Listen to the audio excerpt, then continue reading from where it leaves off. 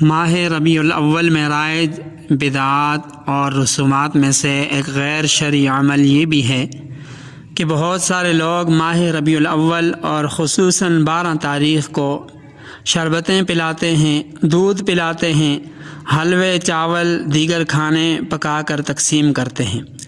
اور اس کو بہت زیادہ اجر و ثواب اور کار خیر سمجھتے ہیں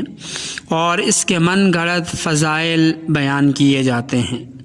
یاد رکھیں، اگر ماہ ربیع الاول خصوصاً 12 تاریخ کو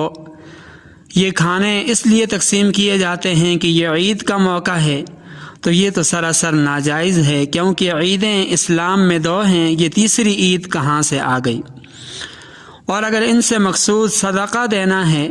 تو صدقہ تو سال بھر کسی بھی دن دیا جا سکتا ہے، یہاں دن کیوں متعین کیا جاتا ہے؟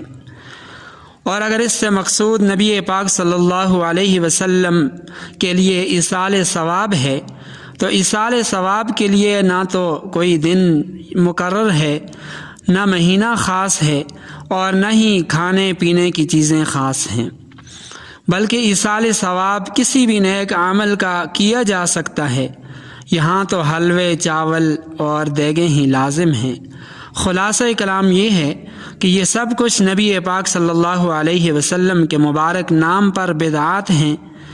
ان سے خود بھی اجتناب کریں اور دوسروں سے بھی ایسے کھانے لینے سے اجتناب کریں، اور ایسی مجالس کے اندر جہاں ان چیزوں کا، ان بدعات کا